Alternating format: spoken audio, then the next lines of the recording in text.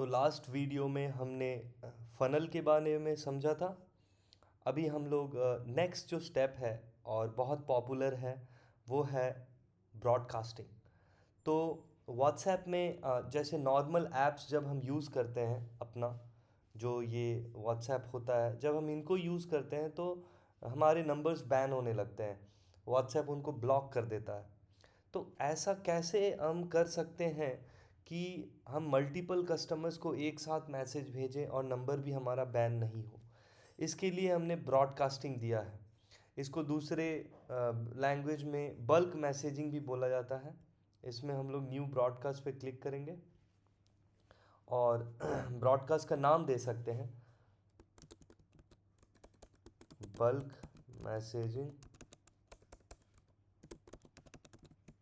To new clients. ठीक है।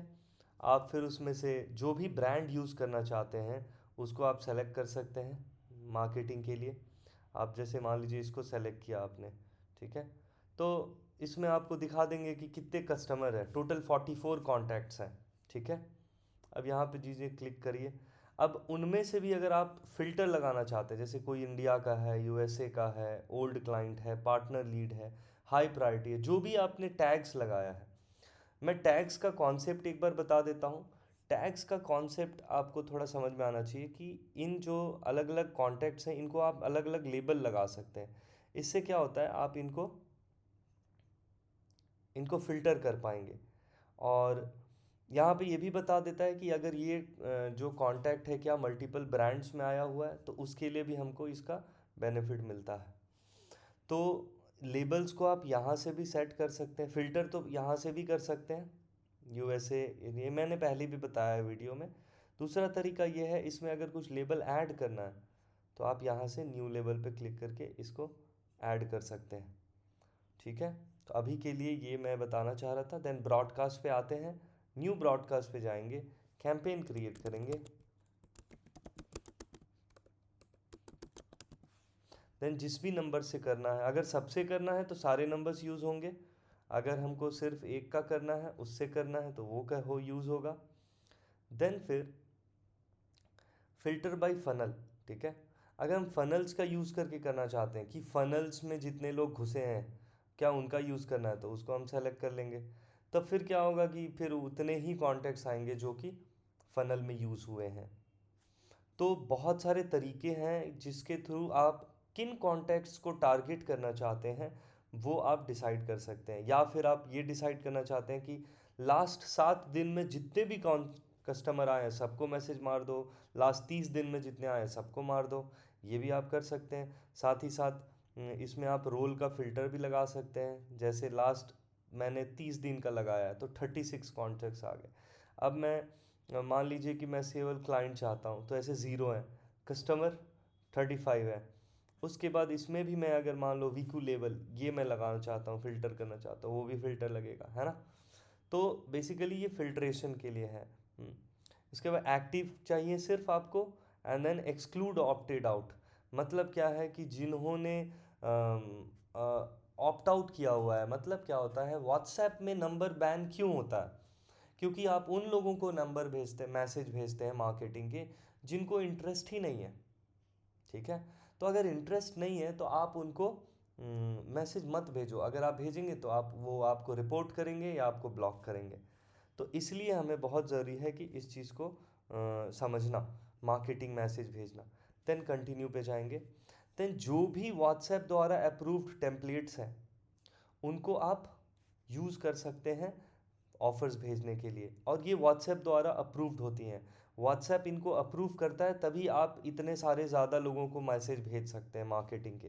WhatsApp इसके चार्जेस भी लेता है जिसके बारे में मैं बाद में एक्सप्लेन भी करूँगा।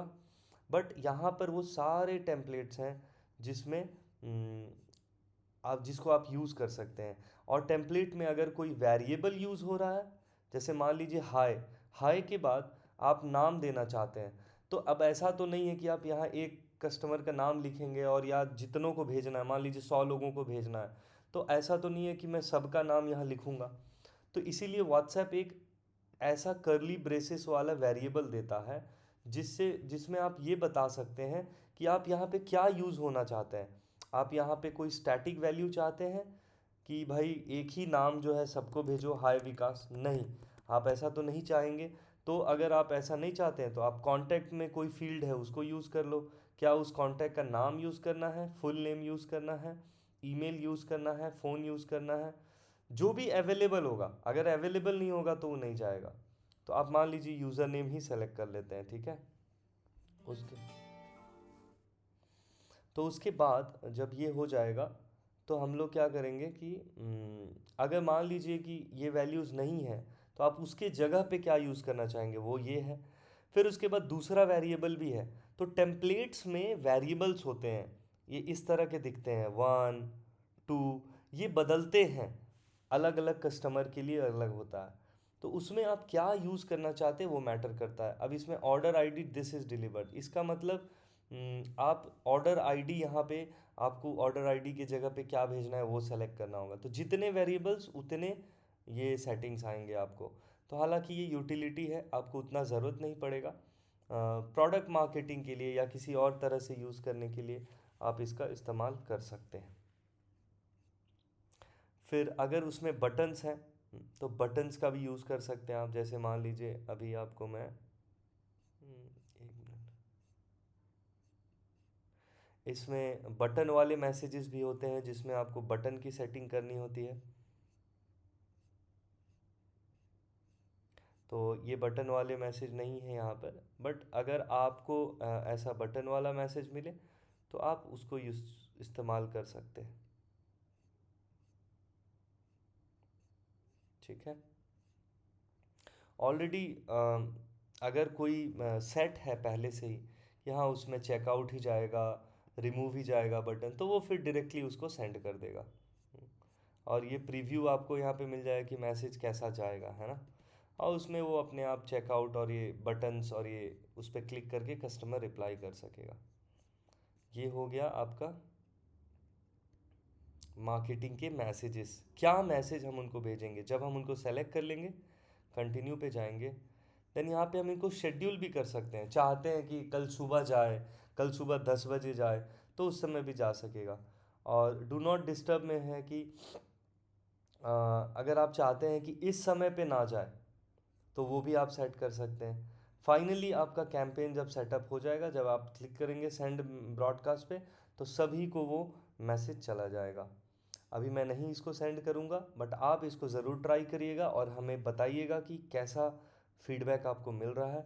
अगर कोई इश्यूज़ आ रहा है तो हम उसको ज़रूर सॉल्व करेंगे। तो अभी तक के लिए इतना ही। Thank you.